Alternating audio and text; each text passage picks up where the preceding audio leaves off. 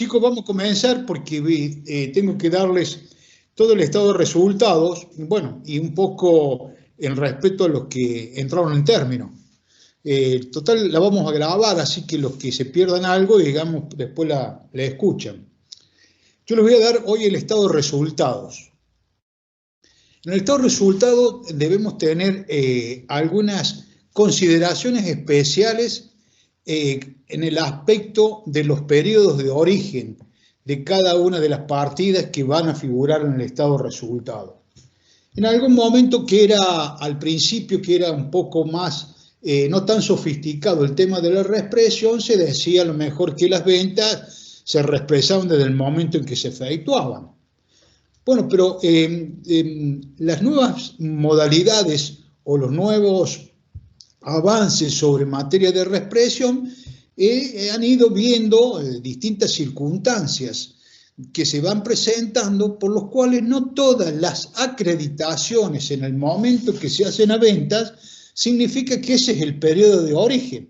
O sea, cuando ustedes contabilizan una venta, no significa a prima facie que ese sea el periodo de origen.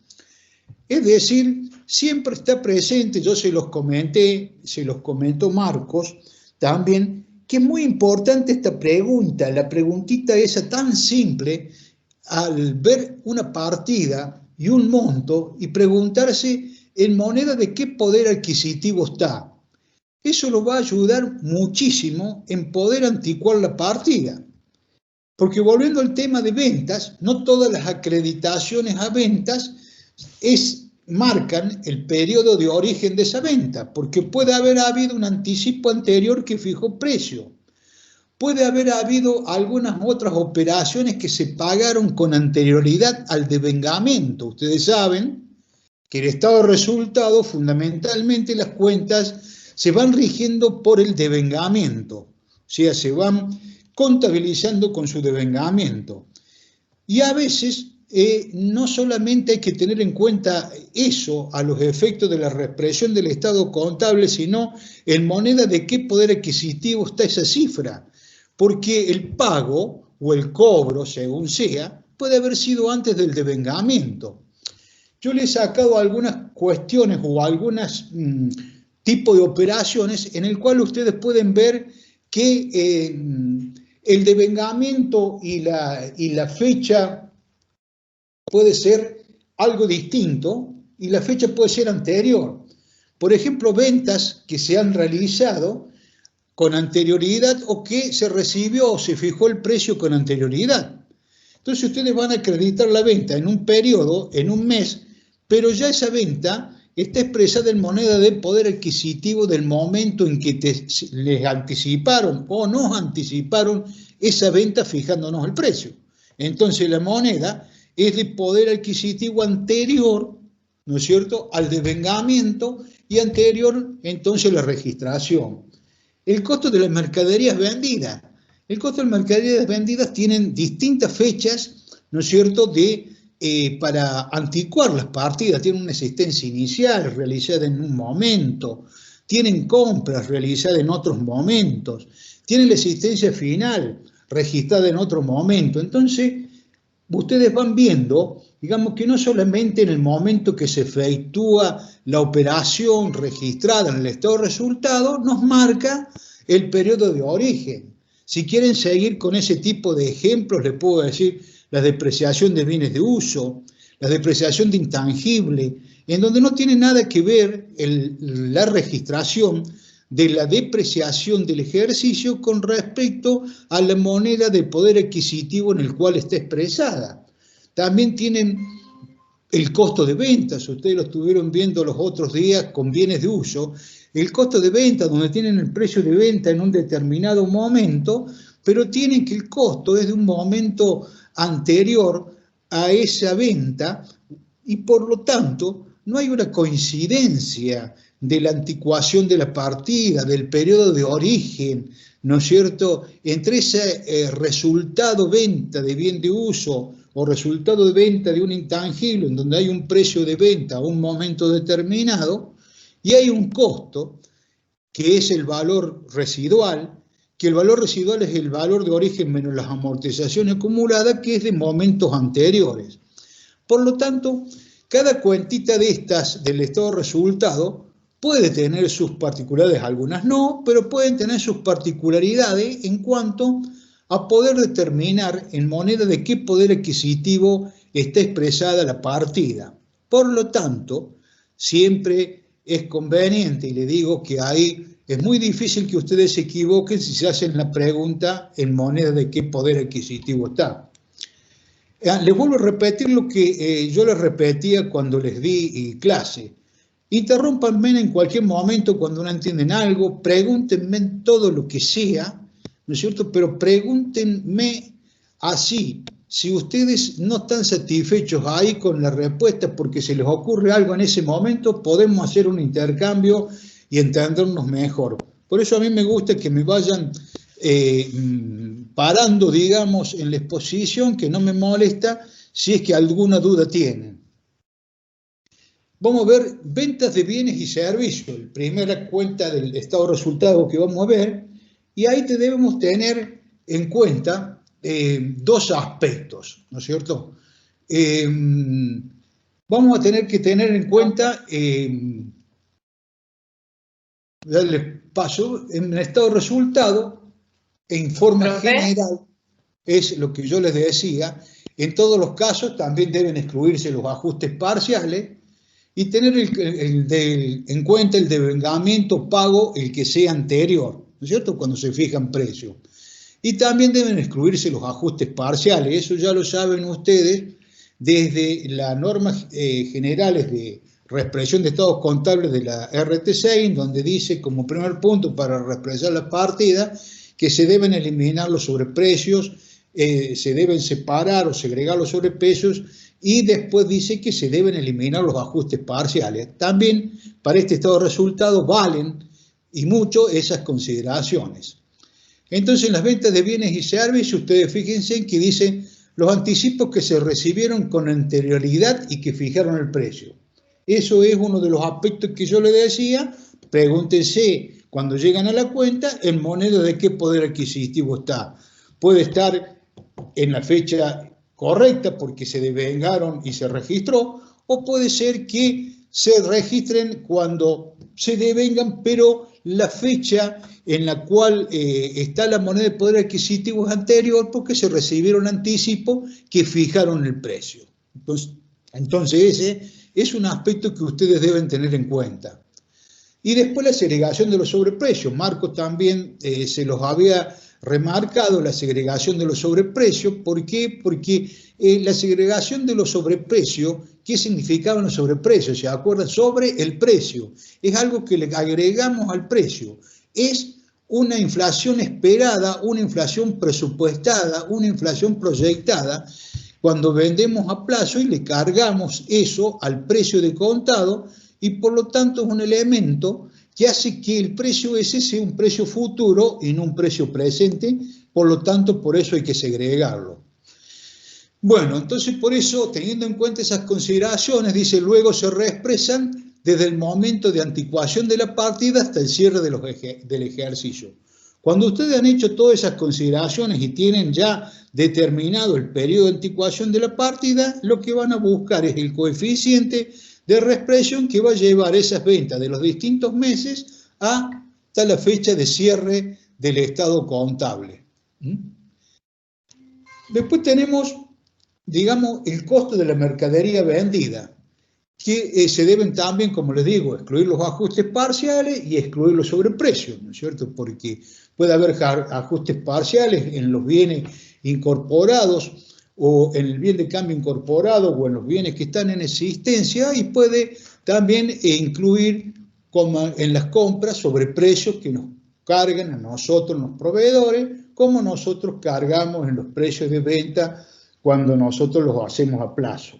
Entonces los proveedores también, cuando nos venden a plazo, nos pueden cargar sobreprecios, por lo tanto esa compra va a estar en una moneda posterior a la que está registrada. Entonces otro motivo por el cual también ustedes con la pregunta en moneda de qué poder adquisitivo está, determinan el periodo de origen. Tenemos dos formas de determinación del costo, por diferencia de inventarios y por costo de reposición. Por diferencia de inventario es como yo les decía que hay monedas de distintos momentos, ¿no es cierto? Es decir, está registrado o registrado, mejor dicho, sí, bien les digo, en estos resultados, pero es una conjunción de partidas que están expresadas en monedas de distintos momentos. En el criterio tradicional, por diferencia de inventario, tenemos la asistencia inicial, más las compras y costos del ejercicio, menos la existencia final. Habiendo realizado lo que yo ya les dije, los ajustes, eliminar los ajustes parciales y excluir los sobreprecios, ¿qué tenemos que hacer? La existencia inicial, que está en moneda de poder adquisitivo del inicio, se reexpresa por el coeficiente desde el inicio al cierre del ejercicio. Las compras y costos se reexpresan desde el momento de la compra hasta el cierre del periodo. También tengan en cuenta que en las compras tienen que fijarse si existen sobreprecios para que ustedes los agreguen, ¿no es cierto? Porque, les vuelvo a repetir, así como ustedes en la venta, el precio de venta, cuando es a plazo, le cargan un sobreprecio, nuestros proveedores hacen lo mismo con nosotros, con las compras que nosotros hacemos. Y luego la existencia final se toma el valor reexpresado al cierre del estado de situación patrimonial. Ahí van a tener que tener en cuenta cuál fue la existencia que se tomó o cómo se midió la existencia final. Si se midió a costo de reposición, recuerden que la existencia final va a tener incluida, la cual la deben separar, un costo o un resultado de tenencia incluido, ¿no es cierto? Porque la existencia final, si ustedes la midieron a valor o costo de reposición, hicieron un valor que tenían contable hacia un valor de reposición, tuvieron un resultado de tenencia que está incluido dentro de la existencia final, que tendrán que separar y que tendrán que depurar. ¿Se acuerdan que siempre le hemos comentado, ¿no es cierto?, que cuando ustedes hacen comparación de monedas de distintos momentos, ya Marcos en las primeras clases les dijo que ¿qué se debía hacer? Se debía comparar siempre capitales o siempre monedas del mismo poder adquisitivo, y eso significa monedas que estén a un mismo momento. Por lo tanto, lo que deben hacer es siempre la comparación entre monedas a un distinto momento, en un resultado venta, en un resultado de tenencia, en un interés, etcétera, etcétera, etcétera. Recuerden esto, nunca pueden considerar como válido a los efectos de la reexpresión un resultado de tenencia que surja de comparación de una moneda actual contra una moneda anterior. Siempre, y acá lo van a ver reflejado en el estado de resultado, siempre deben hacer la comparación en monedas de un mismo poder adquisitivo a los efectos de ver cuál es el resultado de tenencia real, quitándole en el periodo que ustedes están considerando la inflación que hubo. El costo de reposición es otro de los costos que se suelen usar y se utiliza el costo de reposición en una teoría totalmente de valores corrientes. Se reexpresa desde el momento de cada venta aplicando el coeficiente de la venta. El costo de reposición de la venta al momento, el costo de reposición, se reexpresa respecto a la venta que está realizando desde ese momento hasta el cierre. O sea, que se utiliza el mismo coeficiente de reexpresión que la venta. El costo de reposición, entonces, se reexpresa desde cada momento mensual de cada venta mensual hasta el cierre del estado contable. Luego tenemos intereses positivos y negativos. Los intereses positivos y negativos es, como yo les dije recién, nosotros tenemos que tener intereses reales. Intereses reales positivos, o sea, los que cobramos, e intereses positivos negativos, los que pagamos, pero también reales. Recuerden que yo les dije que siempre hay sobreprecios. Los sobreprecios pueden estar en los precios o en las tasas de interés. Entonces, el sobreprecio en la tasa de interés que nosotros cargamos por una venta a plazo se debe tener que tener en cuenta a los efectos de depurarlo cuánta inflación hubo dentro de ese periodo para sacárselo al interés y que nos quede un interés real. Lo mismo tendremos que hacer con los intereses negativos, o sea, con los que pagamos, es decir, conocer y tratar de determinar la tasa de interés real del proveedor que ha cargado o que quiere cargar el proveedor, para saber por diferencia que el resto es un sobreprecio que nosotros no debemos tener en cuenta a los efectos de la reexpresión, para que quede un interés real tanto positivo como negativo.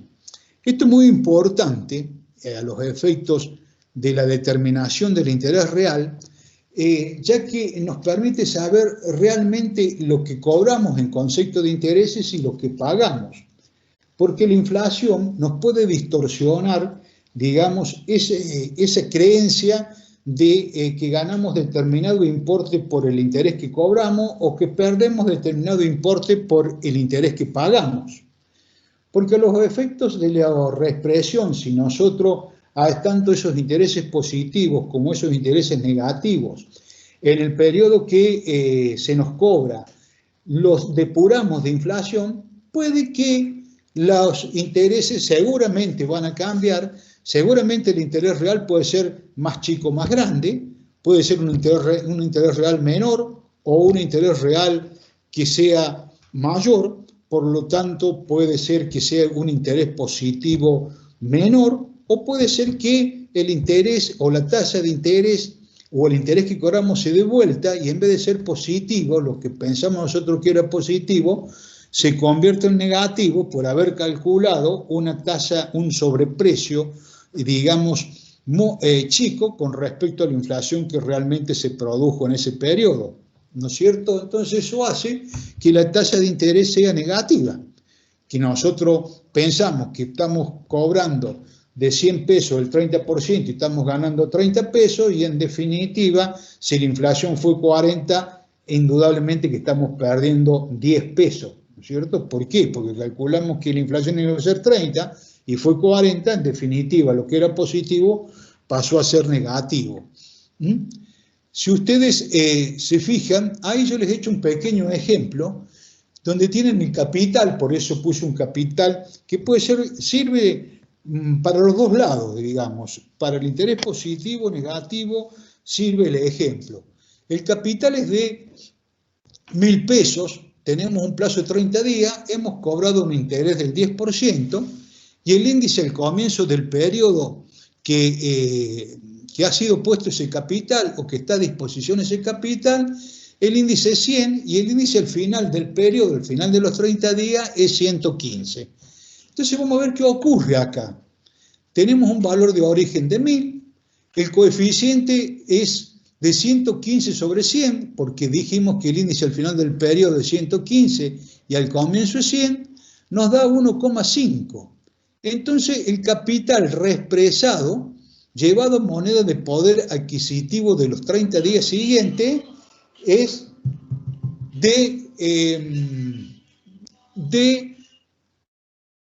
el 15%.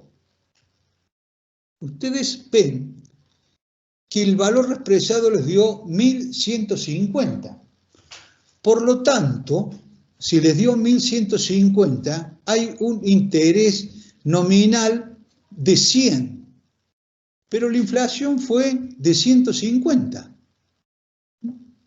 Por lo tanto, ese interés positivo que nosotros creíamos que era el 10%, era 100, al ver que la inflación fue del 15%, o sea, el 5% más de lo que realmente nosotros pensamos, el interés real se convirtió en negativo en 50. ¿Qué hicimos? Durante el periodo dijimos, bueno, vamos a comparar en monedas del mismo momento. Los 100, llevado por inflación, se convierten en 1.150 y no en 1.100. Entonces, y los comparamos, con los 1.100. Entonces vemos que el interés positivo de 100, al haber habido una inflación en ese periodo de 150, hizo que el interés real se transformara en 50 negativo. Entonces, siempre tenemos que actuar haciendo una comparación de monedas al mismo momento de tiempo o al mismo momento del poder adquisitivo de las monedas.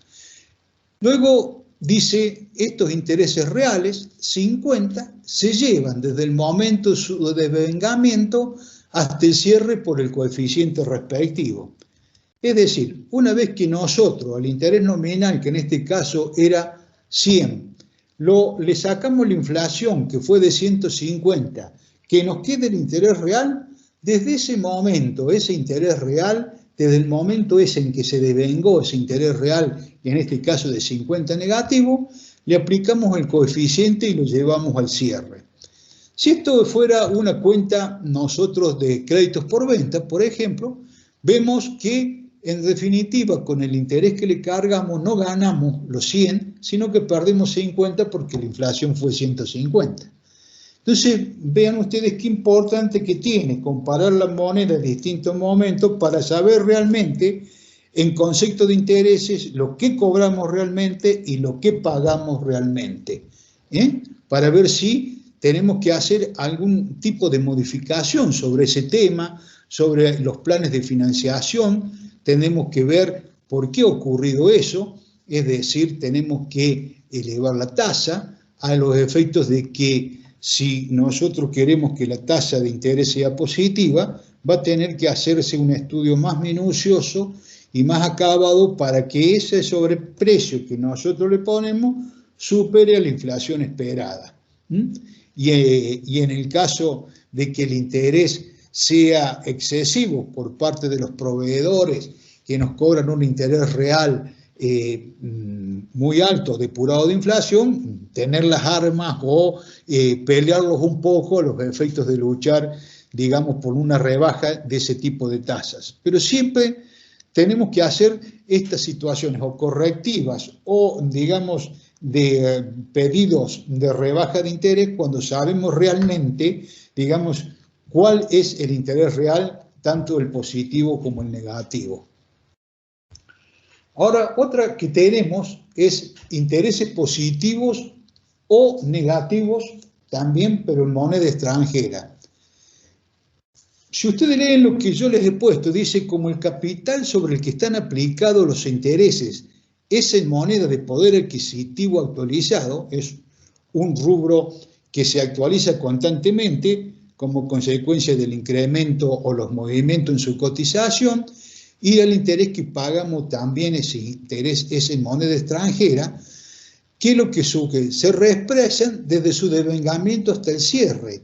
¿Por qué? Porque ese capital ya es un capital actualizado, ya es un capital real, no un nominal como en el anterior, porque este es un capital que va siguiendo la inflación y con un interés sobre ese capital actualizado que lo hace que se convierta en un interés real, y por lo tanto lo tenemos que expresar o reexpresar desde su devengamiento hasta el cierre. Chicos, no sé si hasta este momento ustedes han entendido, quieren hacer alguna preguntita. Profe. Sí. Ese interés real se da porque la tasa, la inflación fue superior al interés nominal del 10%, ¿no? Claro, claro, por eso te dice ahí el ejemplo. Vos cobraste el 10%, pensaste que habías ganado 100, ¿no es cierto? Ponerle que sea deudores por venta. Pero en definitiva la inflación, ¿cuánto fue? 150. O sea, te comió los 100 y aparte te produjo una pérdida de 50 en forma real, sacándole a ese nominal de 100 la inflación correspondiente. Entonces tenés que revisar tu tasa que estás cobrando por tus planes de financiación, porque de esa forma estás perdiendo en forma real, como consecuencia de la inflación, 50 pesos por cada 1000 que vos estás prestando. ¿Te das cuenta? Sí. Si al revés hubiera sido más chico, digamos que el 10% que cobras hubiera sido el 8%, tú hubieras ganado, digamos, o estarías con una tasa positiva, no ya de tanto de los 100 pesos, digamos, pero sí de 8 pesos. O sea, no tanto de 100, sino como de 80, al ser del 8%, y por lo tanto te quedarían 20 de diferencia positiva. O sea, es una simple medida entre las tasas que vos esperabas y la tasa que realmente se concretó.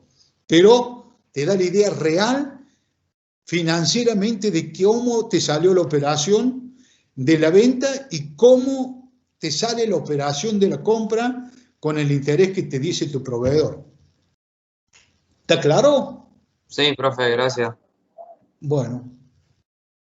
¿Alguna otra preguntita, chicos?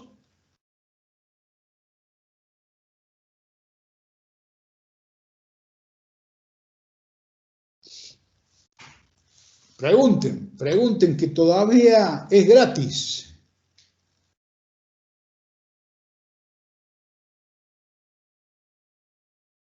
La del interés sobre la del interés sobre moneda extranjera está claro, ¿no es cierto? Porque la moneda extranjera no es un rubro expuesto, es un rubro no expuesto, por lo tanto está siempre se va actualizando como consecuencia de los diferentes cambios de cotización, entonces a determinado momento es una moneda de poder adquisitivo de ese momento.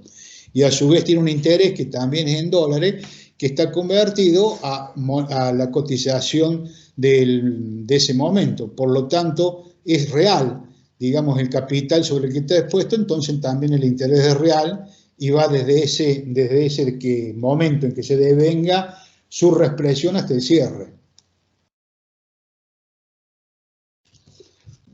Hay otro tipo, a lo mejor, de operaciones que puede ser un interés sobre un capital actualizado.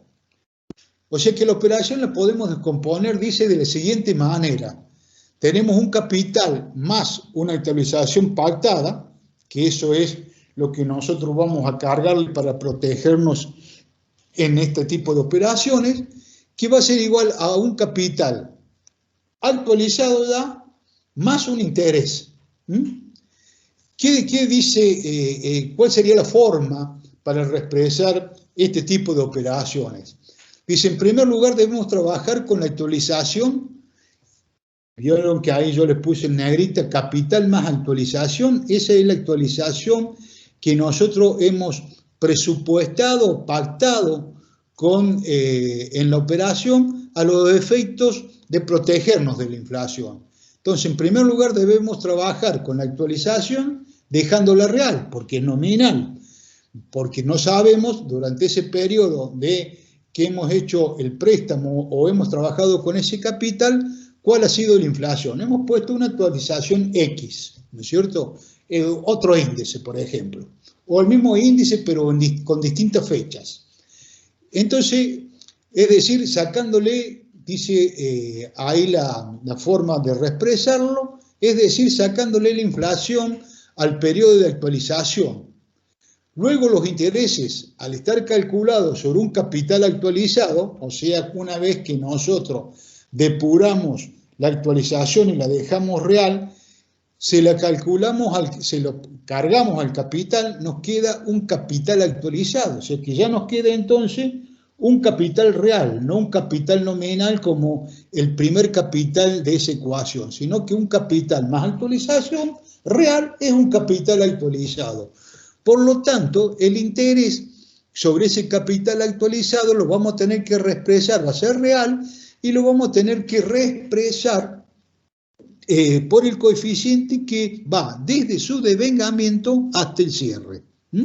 O sea, algo que era nominal, le pusimos una cláusula de actualización a la cual le sacamos la inflación y lo dejamos real, hace que esa conjunción forme un capital actualizado, o sea que es moneda de poder adquisitivo de ese momento. Y a eso le aplicamos, porque la operación lo dice, un interés. Entonces ese interés está aplicado sobre un capital actualizado y por lo tanto, entonces ese interés es real y se reexpresa desde el momento en que se devenga hasta el cierre. Tenemos ahora diferencias de cambio. Dice, surge como consecuencia de comparar monedas en distintos poderes adquisitivos. Por lo tanto, hay que hacer la comparación en moneda de un mismo poder adquisitivo al cierre para obtener la diferencia de cambio real, para sacar de la diferencia de cambio nominal lo que corresponde a la inflación del periodo. Esto es un poco más de lo que siempre venimos diciéndole. Es decir, la diferencia de cambio surge por tener una moneda con una cotización a la fecha de cierre con una comparación con una moneda o una cotización a otro momento del tiempo, por lo tanto con otra cotización y por lo tanto con otro poder adquisitivo.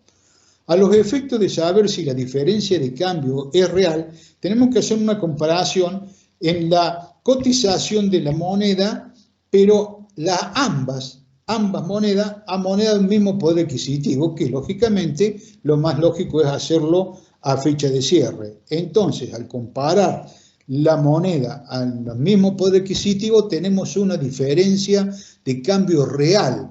Lo anterior era nominal, es decir, de nombre, por lo tanto tenía inflación adentro, no era real.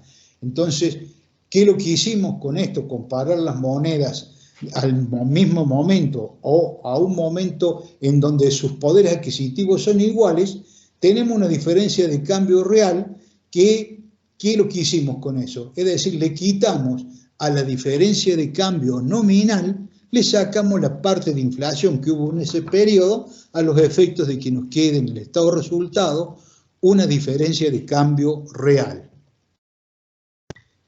¿Tienen alguna preguntita hasta acá, chicos? ¿O entienden todo?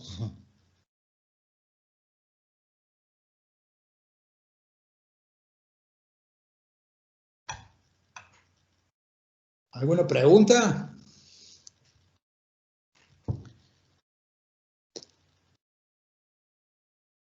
Otras cuentas que pueden encontrar entonces en el cuadro resultado, pónganle en honorarios también si quieren ahí, pero todo relacionado con alguna retribución, algún servicio o trabajo prestado. Es decir, sueldos, jornales y cargas sociales, dice. Se expresan desde su devengamiento o su pago, el que sea anterior, hasta el cierre por el coeficiente respectivo. Yo alguna vez le di algún ejemplo, ¿no es cierto? Porque puede haber habido algún pago anticipado en este rubro. Supongamos un honorario. Yo se acuerdan que les comenté como ejemplo, a lo mejor estoy por hacer una obra en la cual contrato a algún ingeniero, creo que fue una obra de un puente, donde contrato a un ingeniero especializado para que se haga cargo de la dirección de la obra, y por lo tanto hasta le pago o lo contrato y le pago anticipadamente algún importe a los efectos de asegurarme su contratación y tenerlo disponible en el momento en que se comience la obra. Entonces ahí yo voy a tener un pago, ¿no es cierto?, anterior o un anticipo de ese honorario que se va a devengar en un periodo posterior. Cuando se devenga y yo lo contabilice, voy a tener que tener en cuenta que este honorario está en una moneda anterior, o sea, la moneda de poder adquisitivo anterior, que fue en el momento en el que yo hice el pago y le anticipé un importe, que puede ser cualquier importe que esté fijo, que por lo tanto debo yo reexpresar, no desde el momento en que hice la registración del devengamiento, sino hacerme la pregunta en moneda de qué poder adquisitivo está este honorario, y me voy a dar cuenta que fue hecho o realizado un anticipo en un momento anterior a que se devengara. Por lo tanto, esa es la fecha en la cual yo debo tomar a los efectos de su periodo, determinar su periodo de origen para, por medio de un coeficiente, llevarlo desde allí hasta el cierre. Es decir, todas estas cuentas van en general por su devengamiento hasta el cierre, salvo que yo haya hecho un pago anterior que me congele ese precio y o ese importe de salario, y por lo tanto sea de una moneda anterior a la registración y deba reexpresarlo desde ese momento hasta la fecha de cierre del estado contable. ¿Alguna preguntita, chicos? ¿Me escuchan, no? Sí, profe. ¿No tienen ninguna duda, che? ¿Explico tan bien o no le llevo en el apunte a lo que yo digo? Sí. Bueno, sigan pensando y háganme en cualquier momento. Me escucho. No. Están viendo Netflix los chicos. ¿Están qué? Están viendo viendo Netflix. Sí. Tengo resultados de tenencia. Cualquier resultado de tenencia, ¿no es cierto? De bienes de cambio, resultado de tenencia por cualquier activo, por cualquier pasivo que me dé un resultado de tenencia positivo o negativo. Estamos igual que en diferencia de cambio, estamos igual que en intereses. Los resultados de tenencia que vamos a tener generalmente en el cuadro de resultados van a ser resultados de tenencia nominales, porque hemos comparado cifras de distinto poder adquisitivo, cifras que están en un momento con cifras que están en otro momento, por lo tanto, de distinto poder adquisitivo, y de ese momento en que se hace la comparación ha habido inflación. Por lo tanto, tenemos que sacar esa inflación a los efectos de que nos quede una diferencia de cambio real. Entonces, ¿cómo hacemos? Tenemos una cuenta en moneda de poder adquisitivo, un bien de cambio, una existencia final de bien de cambio, la tenemos en determinado momento, la tenemos en la existencia final, supongamos el 31 del 12, y entonces tenemos a lo mejor un resultado de tenencia porque hemos tenido esos costos de reposición y hemos tenido un costo de la existencia final medido en una moneda anterior al cierre, porque hemos seguido a lo mejor un criterio de medición PEPS, por ejemplo, y está en un momento anterior al cierre, y por lo tanto hemos hecho un asiento donde hemos llevado ese valor anterior al cierre a valor de cierre, haciendo bienes de cambio resultado de tenencia, ¿no es cierto? La diferencia entre una moneda anterior y una moneda posterior, la moneda de cierre. Eso nos ha dado como consecuencia una diferencia, un resultado de tenencia. Nominal, ¿por qué nominal?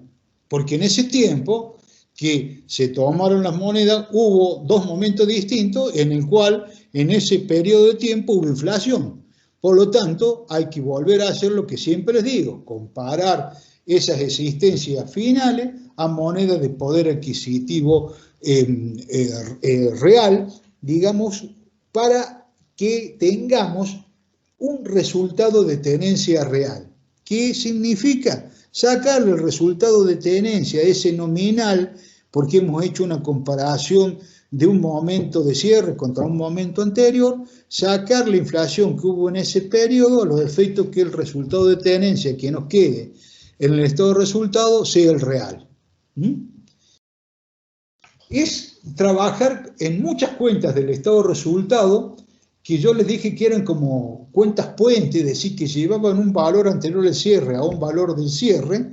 ¿Qué significa eso? Que va a haber algún resultado de tenencia, va a haber alguna diferencia de cambio, va a haber algún sobreprecio en la tasa de interés, etcétera, etcétera. Cuentas que parten de un momento y se van hasta el cierre, pero la comparación la hago desde el cierre con respecto a una moneda de poder adquisitivo anterior. Por lo tanto, no me olvido, no tengo en cuenta, y por eso es nominal, que en ese periodo siempre hubo inflación, y por lo tanto, si hubo inflación, tengo que sacarle al resultado de tenencia nominal, a la diferencia de cambio nominal, a la tasa de interés nominal, tengo que sacarle la inflación a los efectos de que me quede algo real. Resultado por ventas ajenas al objeto principal. Por ejemplo, un bien de uso. Dice, surge de la comparación de monedas de distinto poder adquisitivo. Tengo un precio de venta sobre el costo, que me va a dar el resultado venta de bien de uso. Yo voy a tener la cuenta resultado venta de bien de uso, que surge de la comparación de dos cifras en distintos momentos del tiempo. Un precio de venta que está a un momento determinado y un costo que seguramente es anterior. En muchos casos, bastante anterior, si se trata de un bien de uso, en la generalidad de los casos. Entonces, ¿qué hacemos? El precio de venta lo reexpreso hasta el cierre. Y al costo, si yo dije que tengo que tener en cuenta la comparación en monedas de un mismo poder adquisitivo, el costo, que es el valor residual, también lo debo llevar al cierre. ¿Cuál es el costo? Es el valor residual que surge de un valor de origen menos las depreciaciones acumuladas. que eso lo tenemos que expresar también en moneda de poder adquisitivo del cierre, en donde está medido el precio de venta, para que la comparación sea homogénea. El valor residual generalmente va a ser el valor de origen reexpresado hasta el cierre, menos las depreciaciones acumuladas hasta el cierre. Eso más o menos vi que en algún práctico de bienes de uso, el contador Marinelli más o menos algo le comentó. Si esto se han venido haciendo una reexpresión de estados contables, el valor residual va a estar al inicio del ejercicio, reexpresado, mejor dicho, hasta el inicio del ejercicio. O sea, va a estar reexpresado el valor de origen hasta el inicio del ejercicio y las depreciaciones acumuladas hasta el inicio del ejercicio, y por lo tanto van a tener un valor residual al inicio del ejercicio. Entonces, para compararlo con el precio de venta, que lo hemos llevado hasta el final del ejercicio, a ese costo lo reexpresamos también hasta el cierre del ejercicio, a los efectos de dejar numerador y denominador en moneda de un mismo poder adquisitivo, para que tengan un resultado de venta real de los bienes, de estos bienes que son ventas ajenas al objeto principal. Dice, resumiendo, se reexpresa por coeficientes hasta el cierre el precio de venta y se le resta el costo reexpresado hasta el cierre, valor de origen reexpresado al cierre, menos depreciación acumulada reexpresada al cierre. O sea, ¿qué volvemos a hacer? A homogeneizar moneda. Es decir, si vamos a comparar un resultado, que el resultado surge de un precio a un momento determinado contra un costo que está a otro momento anterior, ¿qué es lo que tenemos que hacer? Donde en esos momentos o entre esos momentos hubo inflación, hacer una homogeneización de la moneda, llevar todo a moneda al mismo poder adquisitivo. Lo más lógico es llevar el precio de venta al cierre, el costo residual, el costo o el valor que es el valor residual al cierre, y ahí por diferencia sacamos un resultado de venta de bien de uso real. ¿Alguna preguntita, chicos?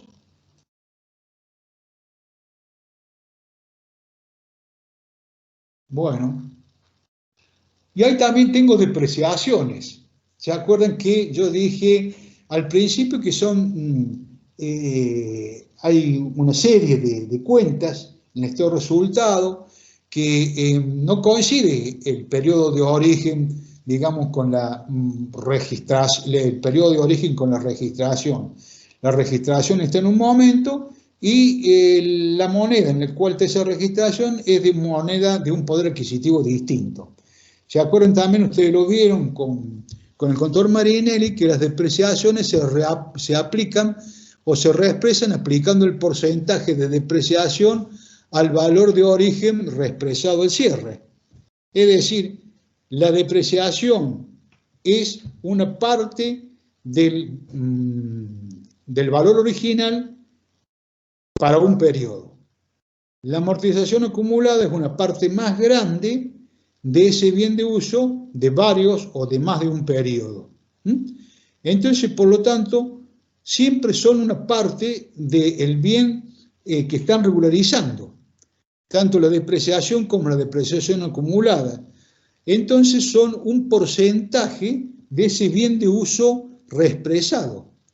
Por lo tanto, la depreciación y la depreciación acumulada son porcentajes de los respectivos bienes que regularizan. Entonces tienen que ustedes aplicar el porcentaje de depreciación para la depreciación del ejercicio, si es de un 20%, sobre el valor de ese rodado, si es un rodado, pero actualizado al cierre. Entonces esa es la depreciación. La depreciación es una parte del bien que regulariza y por lo tanto tiene que tener el mismo coeficiente. Primero, porque es una parte de esto que está regularizando. Y segundo, porque si ustedes cambian y le aplican otro coeficiente que no sea el mismo, va a ser una depreciación que va a hacer como que el bien se acabe más rápidamente o que el bien prolongue su vida más allá de lo que ustedes habían programado. Entonces, la depreciación corre igual que como les dijo el contador Marinelli, que la depreciación acumulada es un porcentaje de un bien que están regularizando y por lo tanto saquen ese porcentaje sobre el valor actualizado del bien que están regularizando. Y esa es la depreciación actualizada.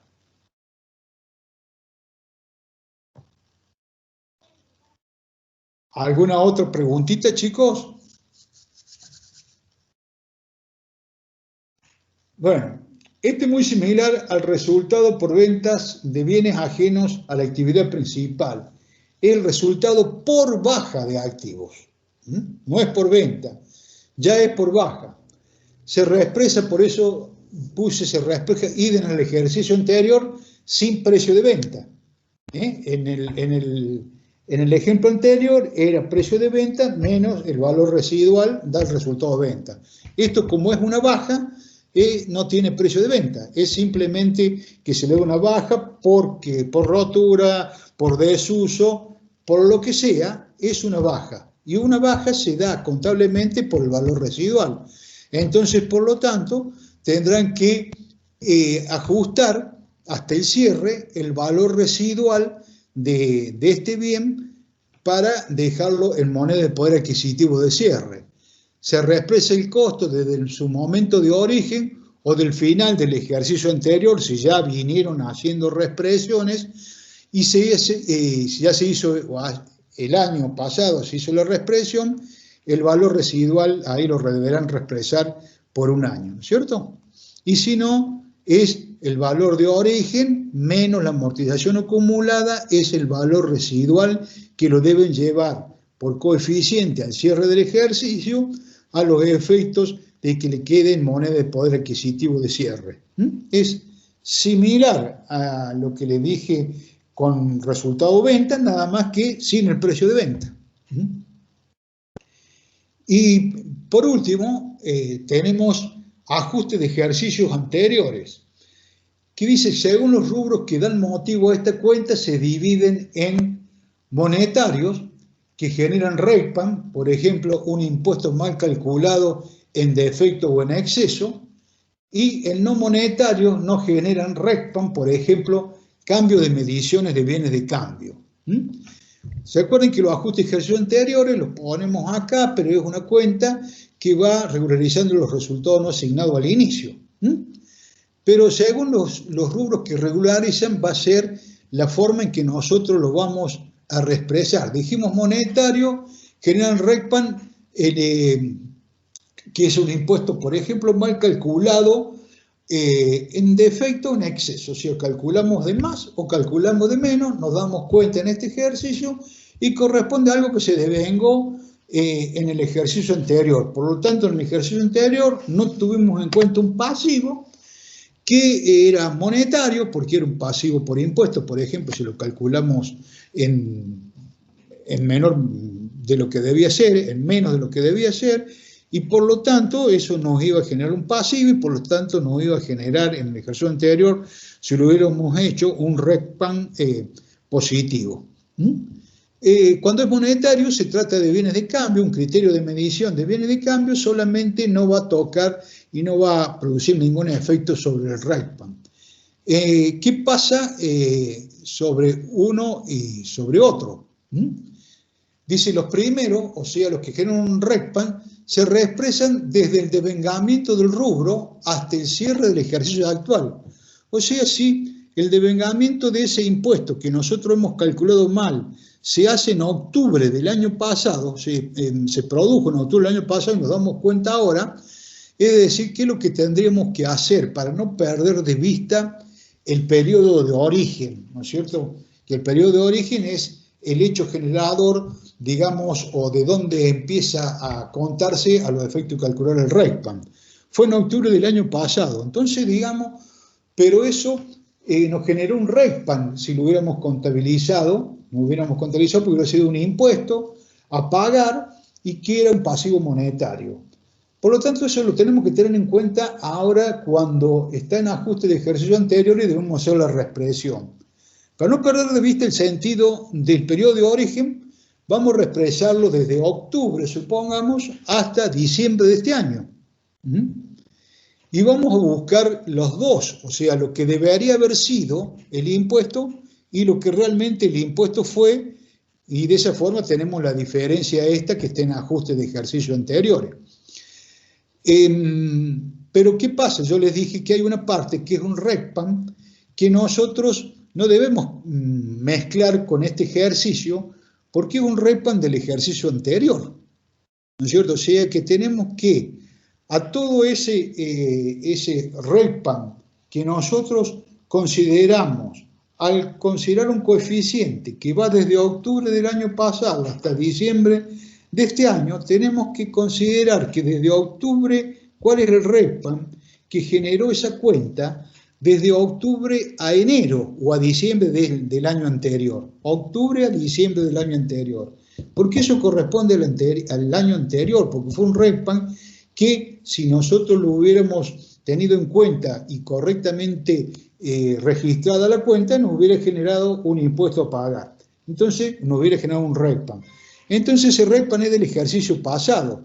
Si nosotros agarramos y tomamos todo el periodo desde octubre del año pasado hasta diciembre de este año, va a haber una parte que va a tener un RECPAM que va a ser desde octubre a diciembre del año pasado. Ese RECPAM de octubre a diciembre del año pasado se lo debemos restar al RECPAM de todo el periodo ese que tomamos, o sea, si tomamos 12 meses del ejercicio más de octubre, noviembre y diciembre del año anterior, restamos el RECPAM que genera ese impuesto que calculamos de más o de menos y vemos que RECPAM hay octubre, noviembre y diciembre del año pasado y se lo restamos al RECPAM ese que en primera instancia calculamos desde octubre del año pasado a diciembre de este año. ¿Por qué? Porque esa partecita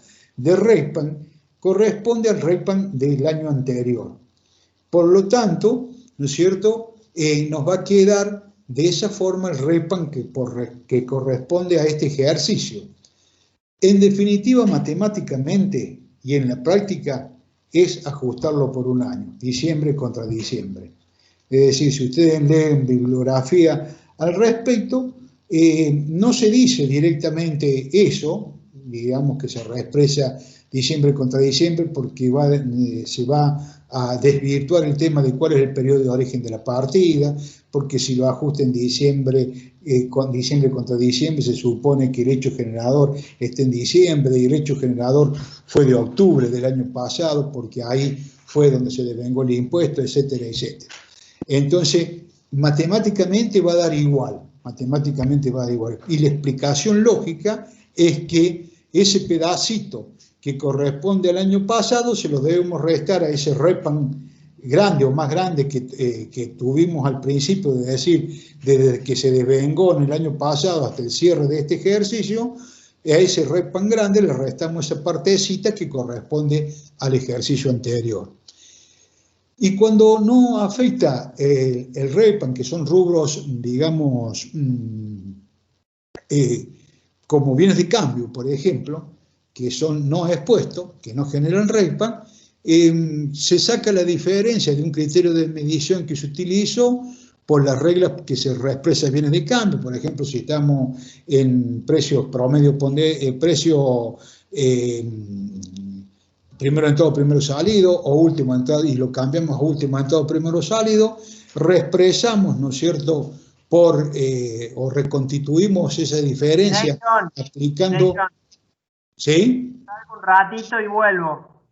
Bueno, si reexpresamos esos importes, digamos, como deberíamos reexpresar bienes de cambio según un criterio de medición y según el otro, nos va a dar una diferencia de acuerdo a lo que hemos reexpresado y desde ese momento en que hacemos la comparación utilizando los distintos criterios de medición pero a un momento determinado y lo reexpresamos hasta el cierre. O sea que si cambiamos tenemos primero entrado, primero salido, de acuerdo a lo que hemos visto en bienes de cambio para reexpresión, y lo cambiamos a último entrado, primero salido, cambiamos el criterio de medición y lo expresamos de esa forma, sacamos la diferencia entre ambos criterios y desde ese momento reexpresamos hasta el cierre, así el ajuste de ejercicio anterior nos queda reexpresado a fecha de cierre. Bueno, chicos, eso es, digamos, todo el estado de resultado. Vamos a hacer unos minutitos para que ustedes me hagan las preguntas que quieran o se fijen. Si algo no lo han entendido bien, lo volvemos a ver. Así se quedan con el tema, digamos, más o menos entendido. No digo yo que ya lo sepan para el examen, pero por lo menos les queda entendido las cuentas del estado de resultado. A ver, espero las preguntas de ustedes.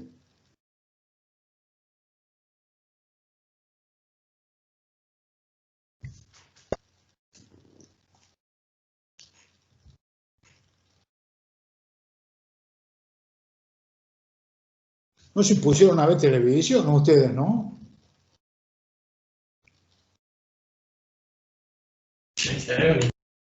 Sí.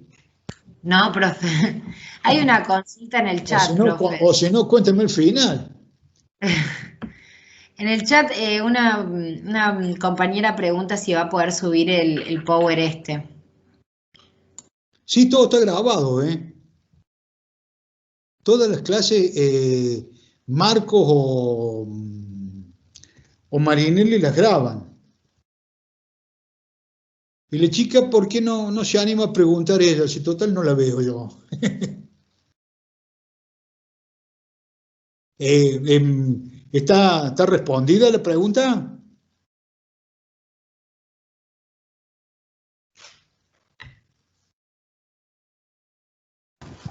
Sí, Sí, profe. profe. Ahí el profe Ponzo lo había respondido que lo iban a subir.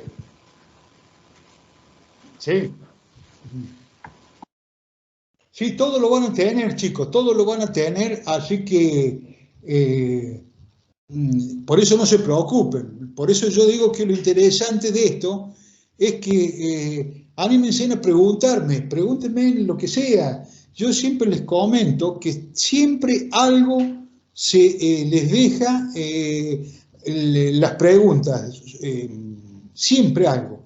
Por más tonta que ustedes las consideren, siempre algo, digamos, les queda.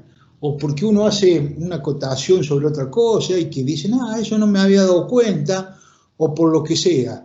Pero no tengan inconveniente en que la pregunta resulte tonta, o resulte fácil, o resulte elemental. Háganla, no hay ningún problema, la respondemos y se queda satisfecho el que la pregunta, y a lo mejor hay algún otro que no se animaba también a preguntarle y le sirve. Así que por eso pregunten porque es lo más importante. Es decir, ustedes después cuando vayan a leer, digamos, los teóricos esto, digamos, le va a ser mucho más fácil de entenderlo si alguna parte ahora no la comprenden bien y piden la explicación. Después, cuando se le junten esta, la del otro, se les va a hacer más complicado. Por eso siempre les insisto, pregunten, y me gustaría que pregunten hablándolo al tema, así hacemos una ida y vuelta, digamos. Es decir, a lo mejor yo les respondo algo, no lo entienden, quieren que se lo repita de nuevo, o qué pasa si cambio por esto, que me respondan ustedes o me retruquen ustedes otra cosa, y entonces así les sale más fructífera la respuesta. Profe, yo había tenido una duda en el ejemplo práctico de los intereses reales, digamos, pero justo un compañero preguntó y bueno, ahí como que se me fue, digamos, la duda. Pero en el sentido de que si el interés real fuese positivo, en ese caso quiere decir que yo como que con el interés me cubrí del efecto de la inflación al no perder. Exactamente, si estás del lado de un crédito por venta. Claro, si estás del otro lado, perdés.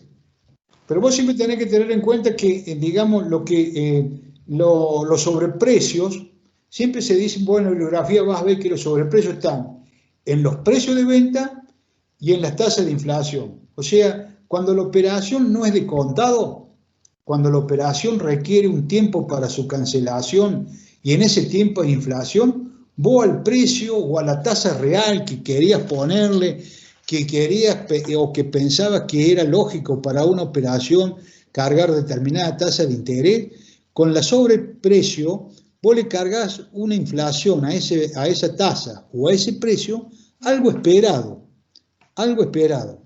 Entonces, al cargarle algo esperado, vos tenés que saberlo realmente, porque a lo mejor, como ocurre en estos casos, perdiste, como ocurre en otro caso, ganaste, y la dimensión del cuánto, porque a lo mejor decís con el 10%, yo con el 10% pienso que la inflación va a ser del 5%, voy a ganar un 5% más. Y resulta que la inflación que vos pensaste que iba a ser el 10% y no fue el 5%, fue el 7%, y bueno, ganaste 3 puntos nomás. Y a lo mejor en un volumen importante de ventas es un volumen importante de plata. Toda cuestión en cualquier momento de estabilidad o de inestabilidad, los mal cálculos que uno haga a los efectos de cualquier tipo de operación te pueden costar caro. Algunos dicen que a pesar de que haya estabilidad, han reexpresado sus esquemas, empresas importantísimas, reexpresan su esquema de costos, reexpresan su esquema de costos. ¿Por qué? Porque a lo mejor en un momento, ustedes van a ver que en un momento de estabilidad hay mucha competitividad.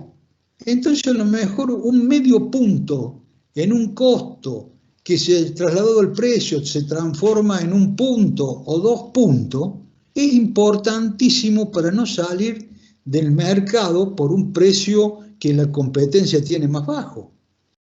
Entonces siempre es bueno la reexpresión, y yo les digo que hay empresas que durante la estabilidad hacen este tipo de cálculo para decir, bueno, si la competencia está en 10 pesos, yo no puedo estar en 13.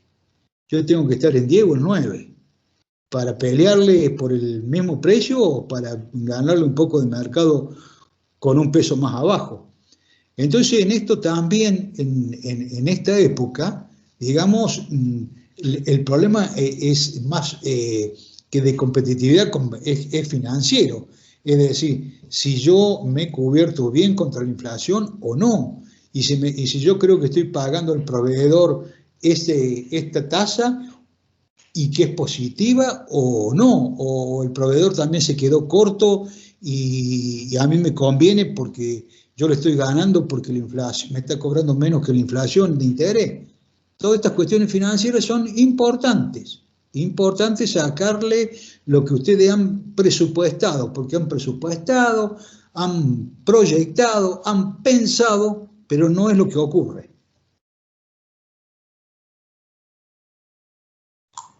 Profe, una consulta. ¿Es correcto que muchas de estas cuentas del estado de resultados se reexpresan junto con cuando hacemos la cuenta principal? Por ejemplo, cuando reexpresamos caja moneda extranjera, ¿reexpresamos la diferencia de cambio? Sí, es decir, todas las cuentas, ustedes hagan o piensen lo siguiente. Las cuentas en el estado de situación patrimonial pueden estar en moneda de cierre o en moneda anterior al cierre.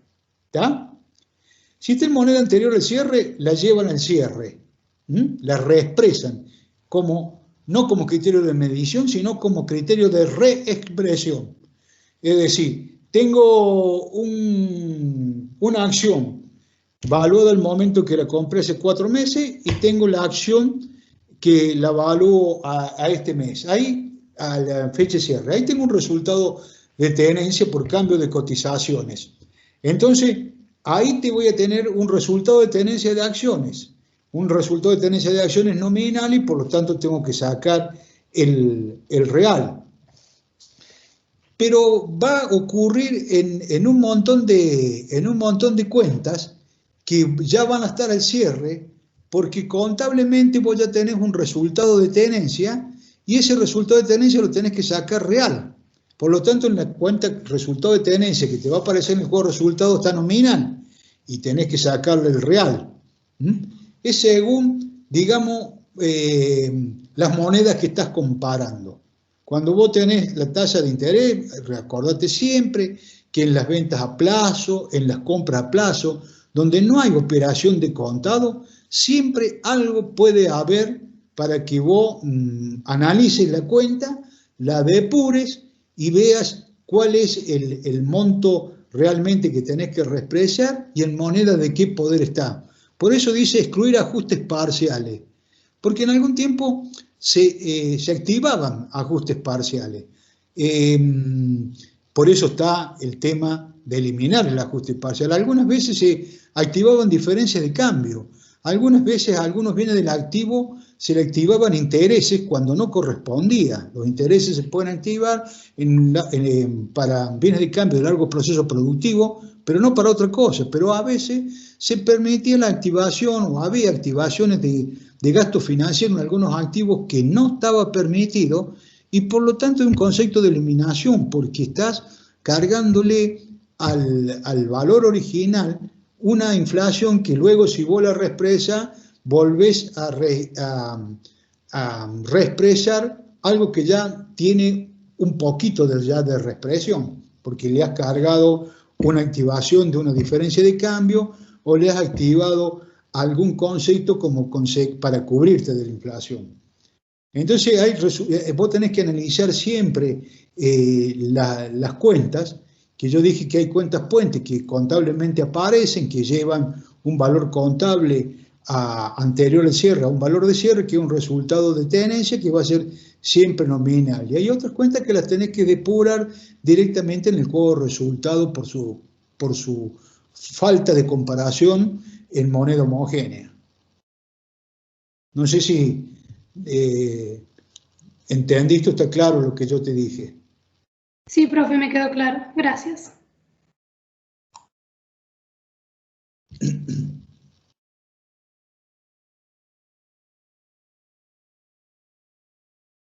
Profe, Sí. una consulta. Si la 2, tasa 3, 4, la que usted quiera. si la tasa estimada coincide con la tasa de inflación, entonces no tenemos resultado real, porque alcanza justo para cubrir la inflación. Sí. El real, digamos, es ese, porque justo le pegaste. O sea que, en ese caso, si la tasa de inflación fuera el 10%, en el ejemplo que yo te di, digamos, el 10% coincide con la inflación que hubo. Entonces vos no ganaste ni perdiste. O sea, el cálculo de la sobretasa financieramente fue correcto. Digamos, cuando vos hagas un método directo, vas a ver que a lo mejor perdés el 10% del crédito de los 1.000 pesos eso, ¿no es cierto? Cuando haces el método directo. Estás perdiendo el 10%. Pero como vos tenés que separar el sobreprecio, y el sobreprecio es como un interés que se va devengando con el transcurso del tiempo, y le pegaste también es 10 pesos, entonces esa operación a los efectos de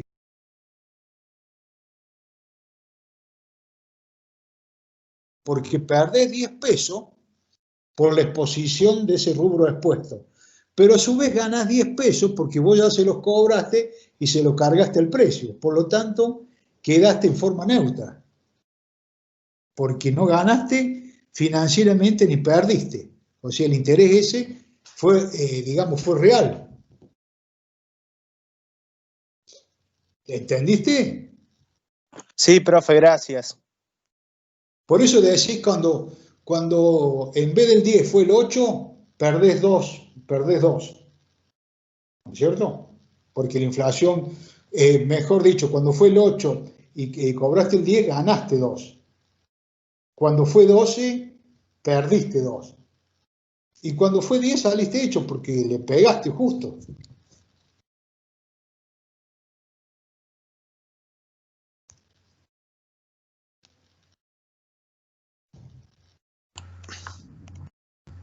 ¿Alguna otra Profe, pregunta? Sí. y en el caso de un adelanto de sueldo, tendría que ver, o sea, tomo en cuenta el momento en que se otorgue ese adelanto antes que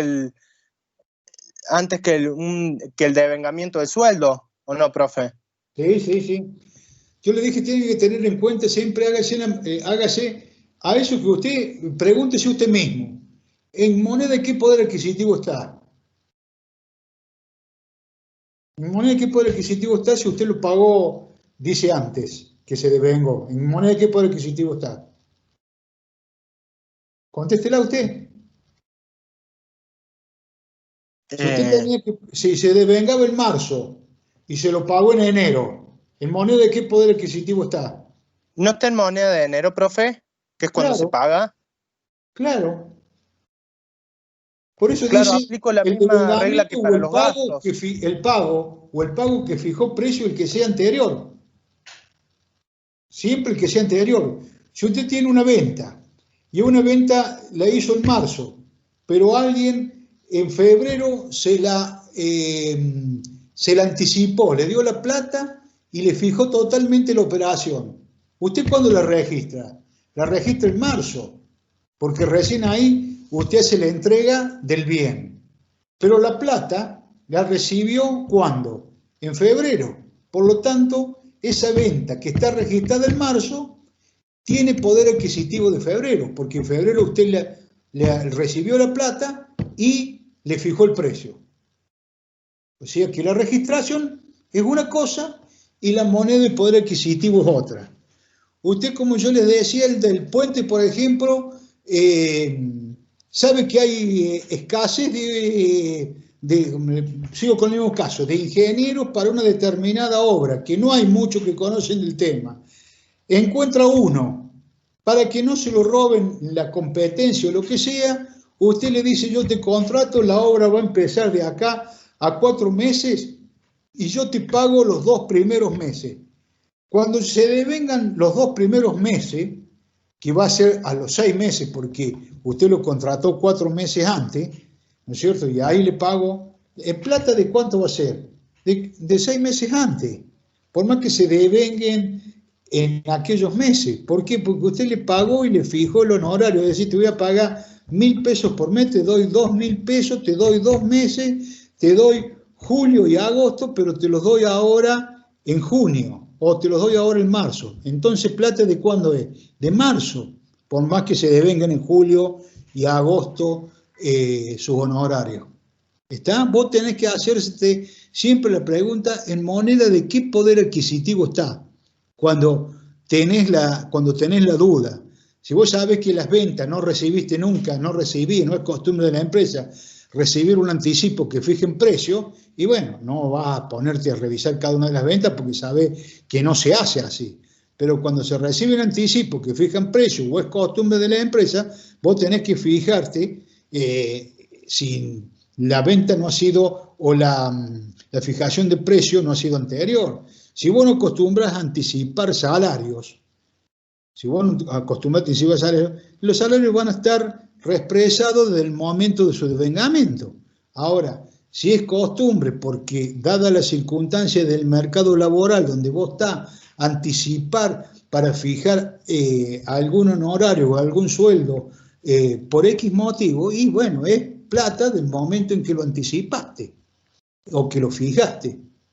Pero eso lo tenés que estar haciéndote la pregunta vos de acuerdo al rubro que se trata y de acuerdo a la operación y la forma de operar de la empresa. Pues no te voy a poner a ver todas las ventas si nunca se hacen anticipo. Si la empresa nunca recibe anticipo, es una ley o una norma de la empresa, no va a tener que hacer eso. Ahora, si la empresa por ahí recibe anticipo o lo recibe anticipo que fijan precios de determinados clientes preferenciales o determinados clientes que la empresa ya lo tiene acordado así, bueno, sabes que esas cuentas, esas ventas las tenés que revisar porque esas ventas pueden tener anticipo de periodos anteriores que fijaron precio. ¿Está? Profe, Sí. ¿es correcto decir que entonces el interés real es, digamos, la inflación del periodo menos el nominal, el interés nominal? Es saber la inflación real del periodo comparada con la nominal. Sí, señor. Ah, bueno, profe, era eso.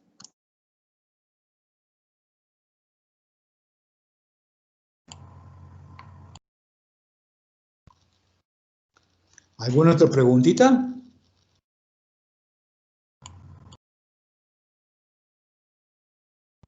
Profe, yo tengo una duda. Sí, Con respecto a las depreciaciones, sí. no entendí bien. Cuando usted habla de ambas depreciaciones, ¿habla de la depreciación del ejercicio y la de acumulada o cuál es? Yo le voy a decir algo, usted no lo tome a mal. ¿Se acuerda que yo les dije que tienen que tener las nociones contables fundamentales bien claras? Usted está mezclando una cuenta de depreciación, que es una cuenta de resultado, con una cuenta de depreciación acumulada, que es una cuenta patrimonial regularizadora de activos. Claro, Son dos cuentas distintas. justamente por eso le preguntaba, porque dijo que eran ambas regularizadoras, entonces no me parecía que fuese también la depreciación del ejercicio. Y sí, porque la depreciación del ejercicio, cuando usted deprecia el ejercicio ese, pasa a formar parte de la depreciación acumulada. ¿O no?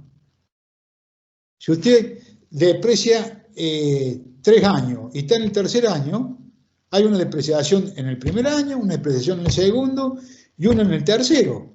En el tercero va a estar la cuenta de depreciación en el cuadro de resultado y esa depreciación va a sumar a la depreciación acumulada para hacer el tercer año de regularización de la cuenta patrimonial. ¿O no? Supongamos 10 pesos, 10 pesos y 10 pesos. ¿Está? Usted hace el ejercicio que está, tiene 20 de depreciación acumulada. El primer ejercicio 10, el segundo ejercicio 10. El tercero, que son otros 10 pesos, va a ser depreciación a depreciación acumulada. Una cuenta es del cuadro de resultado y otra cuenta, y la otra cuenta es la que suma a la depreciación acumulada como regularizadora de la cuenta patrimonial. ¿Está? Nada más que uno de resultado, la que corresponde al ejercicio, que pasa a la depreciación acumulada cuando empieza a regularizar, o siempre que regulariza, alguna cuenta patrimonial. Si no, si la tiene solamente en el cuadro de resultados y no la pasa a la cuenta de depreciación acumulada regularizadora, va a tener una cuenta que va a ser ¿cómo? Va a tener débito y no crédito, va a tener que hacer depreciaciones ¿a qué? Usted cuando hace los asientos hace depreciación acumulada. Depreciación al cuadro de resultado y depreciación acumulada, en el ejemplo que yo le di, son 10 pesos más, a los 20 que tenía, son 3 años, tiene 30 pesos de depreciación acumulada. Y tiene 10 pesos de depreciación de este año del ejercicio. ¿Está? Sí, profe, gracias. Lo que también tiene que tener en cuenta que ambas se refieren a un mismo bien y por lo tanto tienen que tener el mismo coeficiente de reexpresión que el bien. La depreciación acumulada en el caso que le digo yo de este ejemplo simple son 10, 10 y 10. El 30%, supongamos, el 30% sobre un mismo bien. El 30% de 100, vamos a suponer que 100 sea el valor del bien de uso. Y los 10 pesos de la depreciación del ejercicio también son 10 pesos, el 10% de la depreciación de los 100, que son los 10 pesos. O sea, depreciación acumulada es un porcentaje acumulado del bien principal. Y la depreciación del ejercicio es una porción del que le corresponde al año también del bien. Por lo tanto, no pueden ser distintas al coeficiente que tiene el bien. Porque si lo hacen distinto al coeficiente que tiene el bien va a ir expresado por una cifra y las depreciaciones del ejercicio, la depreciación acumulada por otra. Entonces lo va a acabar muy rápidamente porque van a ser cuestiones que no llevan razonabilidad, el valor de origen menos la amortización acumulada, o no lo va a terminar nunca. ¿Está? Por eso tienen que tener el mismo coeficiente. Porque si usted al valor de origen lo multiplica por 4 y a las depreciaciones lo multiplica por 5, lo va a depreciar antes de que se termine la vida útil. En el estado ajustado lo va a depreciar antes que en la contabilidad. Y eso es imposible si usted está reexpresando lo que dice el estado contable, no modificando lo que dice el estado contable con la reexpresión. ¿Estoy claro? Sí, sí, profe, gracias.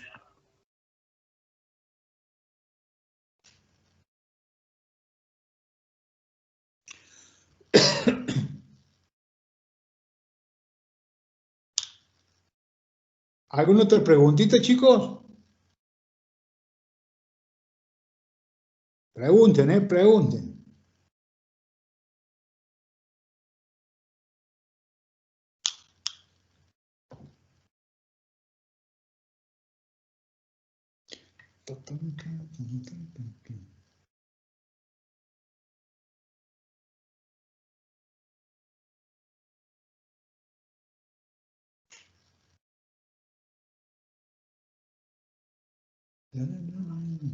¿Cómo Profe. andamos, profe Acosta? Y yo creo que terminé. Los chicos ya hicieron unas preguntas, ¿vos dejaste grabando? Sí, todavía está grabando. No sé si los chicos quieren hacer alguna otra consulta. Sí. ¿Quieren hacer alguna otra pregunta, chicos? Si no, damos por terminado porque el DJ quiere cerrar la grabación porque tiene que ir a pasarla a los estudios.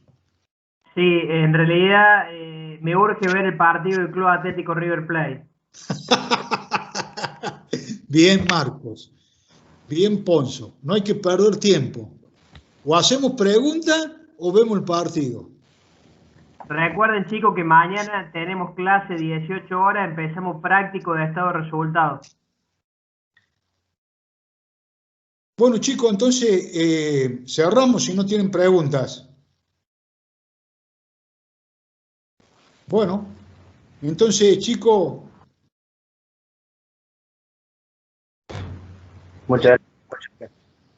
Buenas noches, chicos, que anden Que sigan bien. bien. Buenas noches, hasta mañana.